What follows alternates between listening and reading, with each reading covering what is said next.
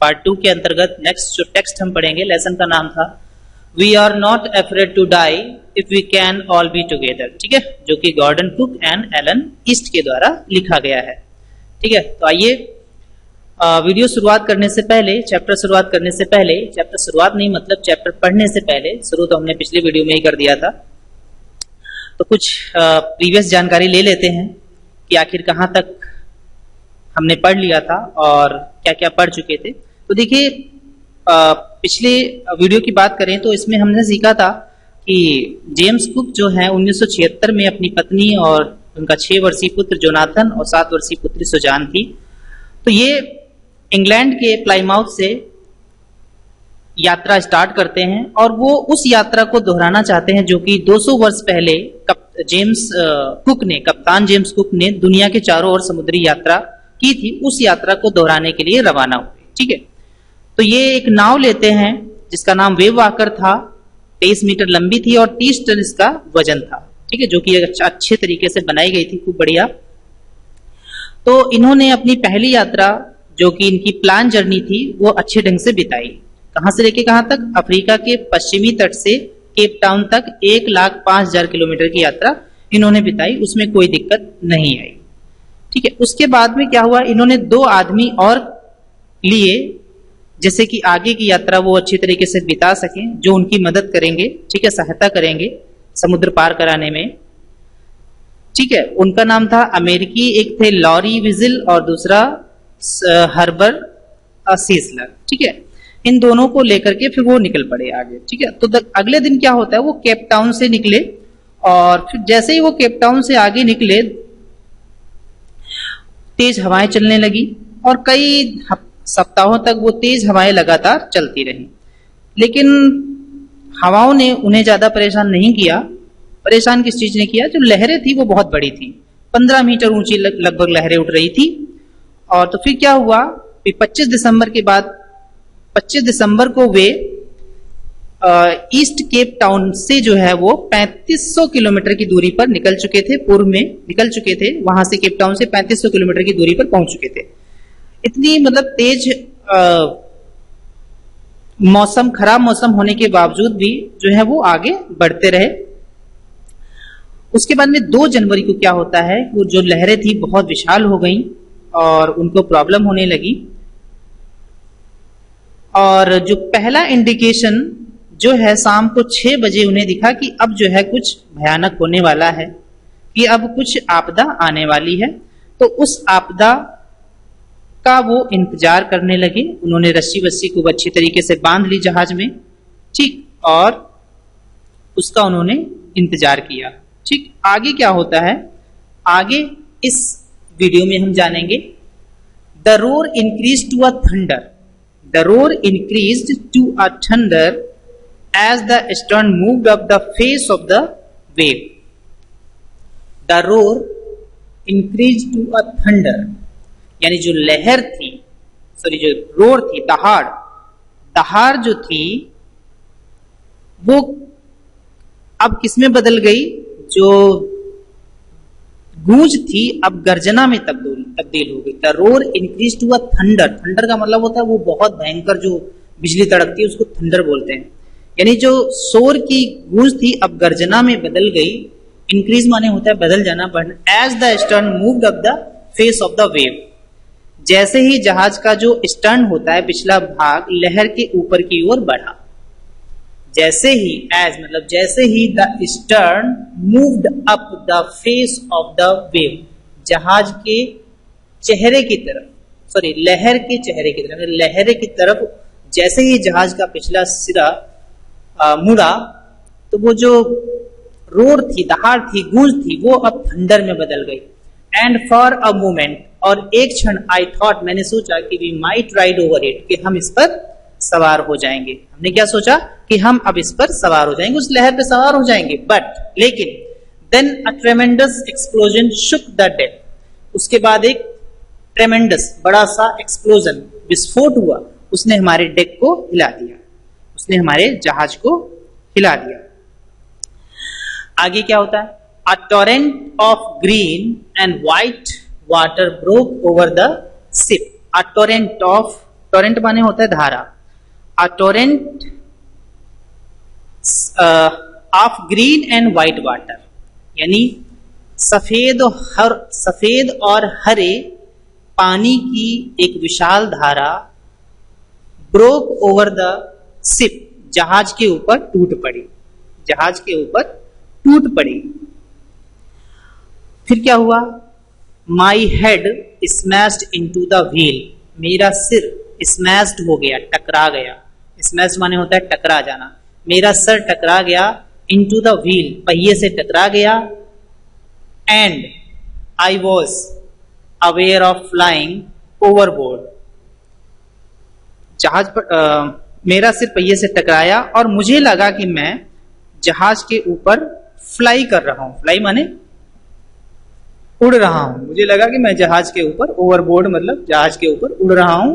And sinking below the waves, और लहरों के नीचे डूब रहा हूं। सिंक माने होता है डूबना, सिंक मीन्स डूबना, और मुझे लगा कि मैं लहरों के नीचे डूब रहा हूं। I accepted my approaching death, मैंने अपनी आती हुई, अप्रोच माने होता है पहुंचना, आना, मैंने अपनी आती हुई मृत्यु को एक्सेप्ट कर लिया, स्वीकार कर लिया। ठीक है, इसका दूसरा वर्ड हम लिख सकते हैं कमिंग।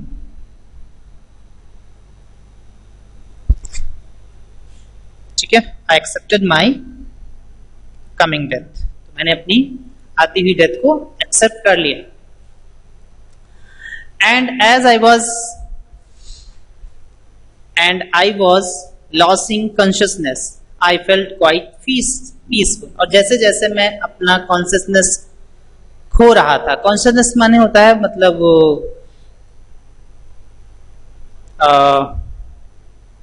बेहोश होना।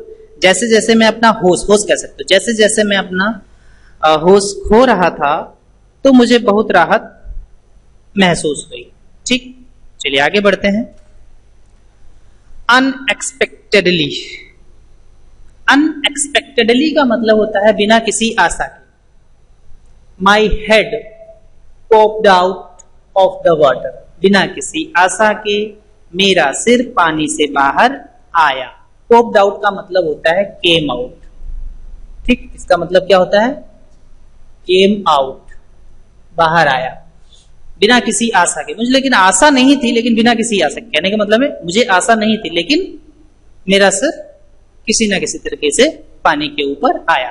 अ फ्यू मीटर्स अवे, कुछ मीटर की दूरी पर, wave walker was near capsizing, wave walker जो थी वो कैप्साइजिंग के करीब थी। कैप्साइजिंग थी मतलब उल्टी हुई थी। ठीक है, तो लगभग, नियर का मतलब लगभग, लगभग जो वेव वॉकर थी वो उल्टी हुई थी, पूरी नहीं, लगभग उल्टी हुई थी, उलट गई थी। और उसका जो मास्ट थे, हर मास्ट ऑलमोस्ट हॉरिजॉन्टल, और उसके जो मास्ट थे, मास्ट माने मस्तूल, जो बीच में डंडी जैसी ऊंचा ऊंचा होता है, ठीक है, उसको मास्ट बोलते हैं। तो हर मास्ट ऑलमोस्ट हॉरिजॉन्टल, और उसके जो मास्ट थे वो लगभग कैसे थे? 36 थे। कैसे थे? 36 थे।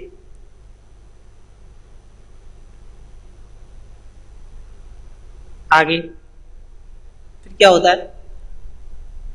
Then a wave hurled her upright, फिर एक लहर ने उसको सीधा, अपराइट माने होता है सीधे कर देना, सीधा कर देना। हर्ल्ड माने, हर्ल्ड का मतलब होता है बहुत जोर से फेंक देना। थ्रू विद ग्रेट फोर्स, यानी एक लहर ने उसे बहुत जोर से सीधा फेंक दिया, मतलब सीधा कर दिया, सीधा खड़ा कर दिया, धक्का मार दिया। ठीक है, आगे नेक्स्ट है माई लाइफ लाइन जैकेट, जो मेरी जीवन रक्षक पेटी थी वो कैसी हो गई? टाउट हो गई, जर्क टाउट हो गई। जर्क माने होता है झटका लगना, और टाउट माने तन जाना, यानी मेरी जो जीवन रक्षा पेटी थी वो झटका लग के तन गई। तो आई ग्रैब्ड द गार्ड रेल्स, और मैंने सुरक्षा प्रदान करने वाली जो रेलिंग होती है उसको पकड़ लिया। रेल्स, रेल्स मतलब वही रेलिंग, सुरक्षा प्रदान करने वाली, गार्ड माने सुरक्षा प्रदान करने वाली, और ग्रैब माने होता है पकड़ लेना। मैंने सुरक्षा प्रदान करने वाली रेलिंग को पकड़ लिया। And sailed through the air into wave walkers main boom, और फिर मैं जो है धीरे धीरे जो है उस रेलिंग को पकड़ते हुए मैं वेव आकर के मेन बूम में पहुंच गया।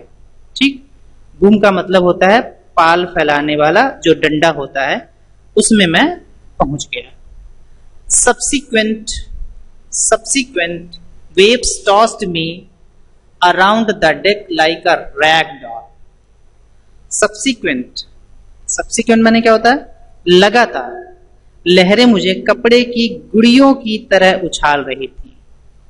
लगातार सब्सिक्वेंटली जो वेव्स थी वो टॉस माने होता है उछालना, उछाल रही थी। मी माने मुझे अराउंड द डेक, डेक के चारों तरफ लाइक अ रैग डॉल, कपड़े की गुड़िया की तरीके से मुझे उछाल रही थी। ठीक, लहरें जब ऊपर नीचे होती हैं तो उसी से वो मतलब उछल रहा था। फिर माई लेफ्ट रिब, मेरी जो बाई ओर की पसलियां थी वो क्रैक हो गई, टूट गई। और my mouth filled with blood, और मेरे मुंह से ब्लड आ गया। एंड ब्रोकन टीथ, और दांत मेरे मतलब मेरे टूटे हुए दांतों से। एंड ब्रोकन टीथ, और मेरा जो मुंह था उसमें खून आ गया। ठीक, आगे समहाउ, किसी प्रकार। आई फाउंड द व्हील, किसी प्रकार मुझे व्हील मिला, पहिया मिला। Lined up the stern for the next wave and hung on. ठीक है, किसी प्रकार मैंने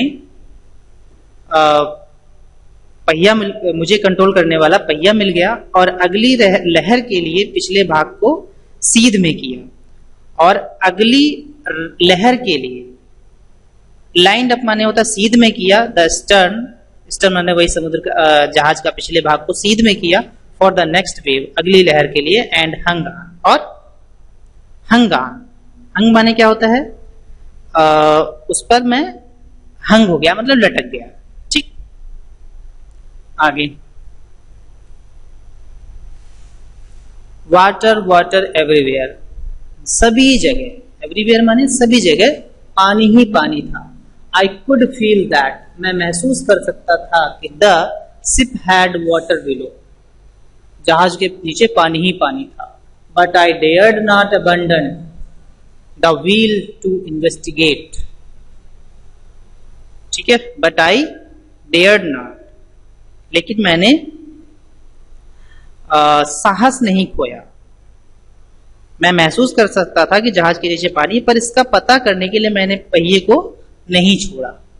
पर इस मतलब इन्वेस्टिगेट माने होता है पता करना, तो इसका इन्वेस्टिगेट करने के लिए मैंने पहिए को नहीं छोड़ा। But I dare not abandon, abandon माने तो छोड़ देना, छोड़ने का प्रयास नहीं किया। सडनली, अचानक, the front hatch was throne, hatch माने होता है दरवाजा। ठीक है, अचानक जो है सामने का दरवाजा खुला, ओपन माने खुला, thrown away, and Mary appeared, और मैरी सामने नजर आई। ठीक है, तो मैरी क्या बोलती है? स्क्रीम्ड, वो चिल्लाई, वी आर सिंकिंग, हम डूब रहे हैं। We are sinking, the decks are smashed, जो डेक है पूरी तरीके से स्मैश्ड हो गई है। स्मैश माने चकनाचूर हो गई है, डेक चकनाचूर हो गई है।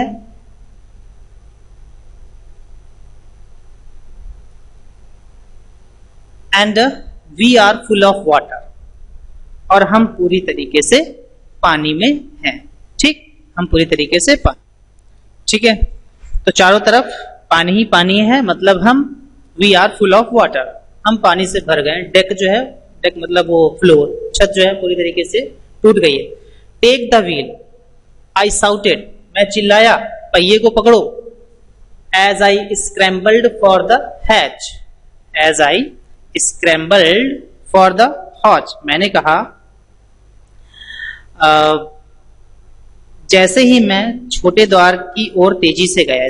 स्क्रैम्बल माने होता है जल्दी से गया। फॉर द हैच, उस छोटा सा जो द्वार था उसको हैच बोलते हैं, जो दरवाजा टाइप का था, उसकी तरफ गया और मैं चिल्लाया कि पहिए को पकड़ो। ठीक, आगे क्या होता है? लैरी एंड हर्ब, जो क्रूमैन थे, Larry and Herb, were pumping like madman. Madman माने होता है पागल। लैरी और जो हर्ब थे पागल व्यक्तियों की तरीके से पानी निकाल रहे थे, पंप कर रहे थे, पागलों की तरीके से पानी उलझने में लगे हुए थे। ठीक है। ब्रोकन टिम्बर्स हंग एट क्रेजी एंगल्स, और जो टूटी हुई लकड़ियां थी, ब्रोकन टिम्बर्स, वो लटकी हुई थी। और कैसे लटकी हुई थी? एट क्रेजी एंगल्स, मतलब ऐसे ही इधर उधर तितरी बितरी अजीबो गरीब तरीके से लटकी हुई थी।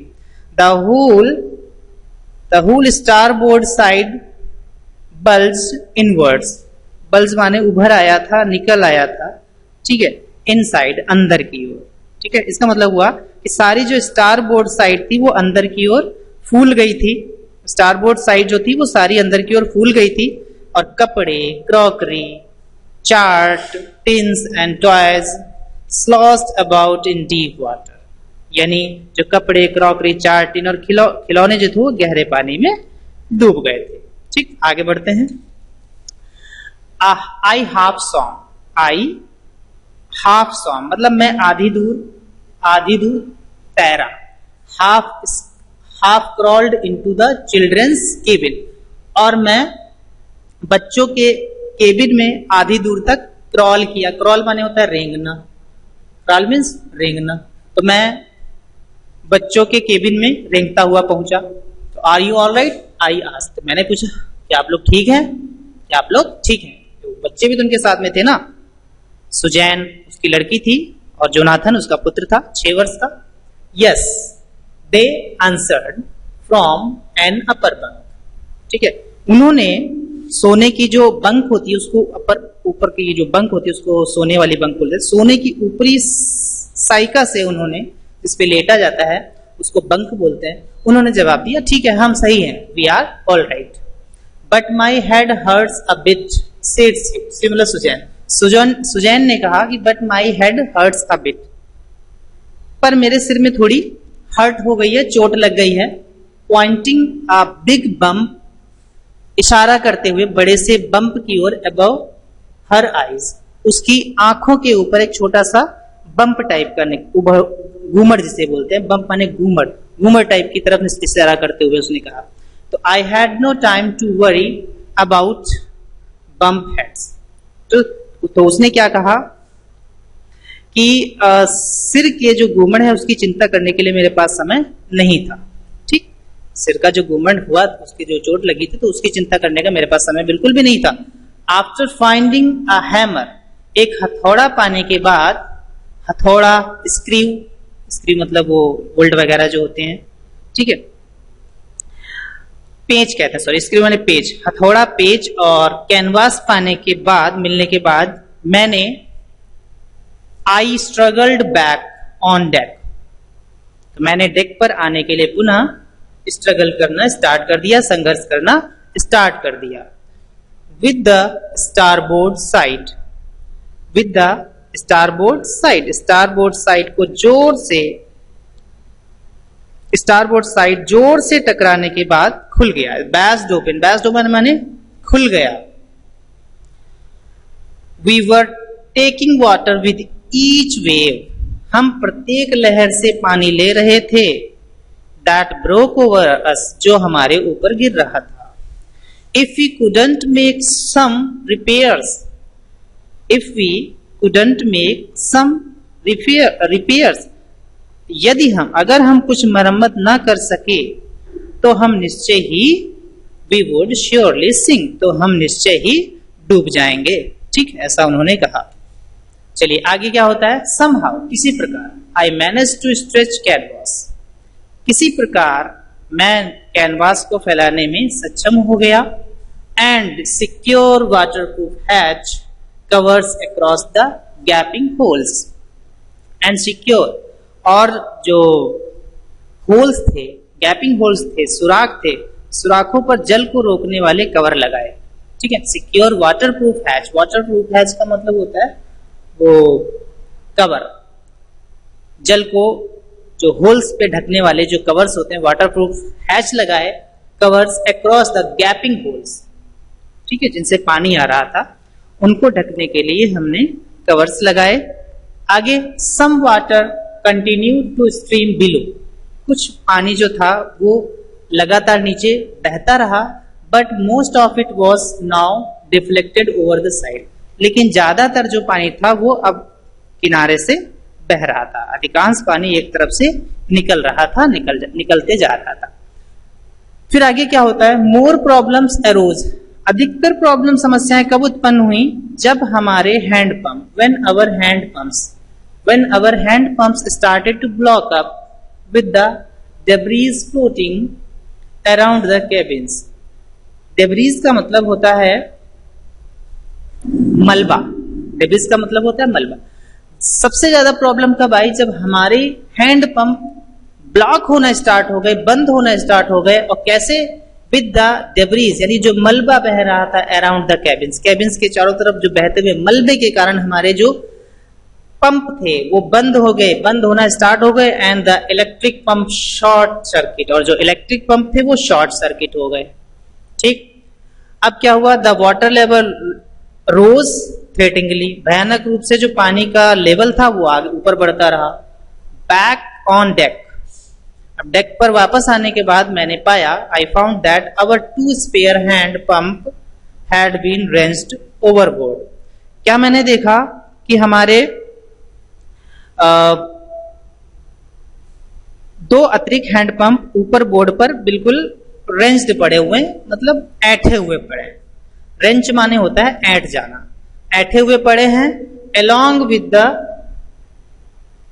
forestay sail, जहाज के अगले मस्तूल को सहारा देने वाली रस्सी के साथ तिकोना पाल, डोंगिया और मुख्य लंगर भी ऐठ गए हैं।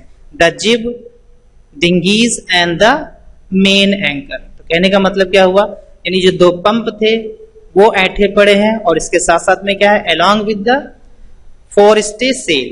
forestay sail का मतलब जहाज को अगले मस्तूल को सहारा देने वाली रस्सी, ठीक है। उसके बाद में द जिब, डिंगीज, तिकोने जो पाल थे वो भी ऐठे पड़े हैं। एंड द मेन एंकर, और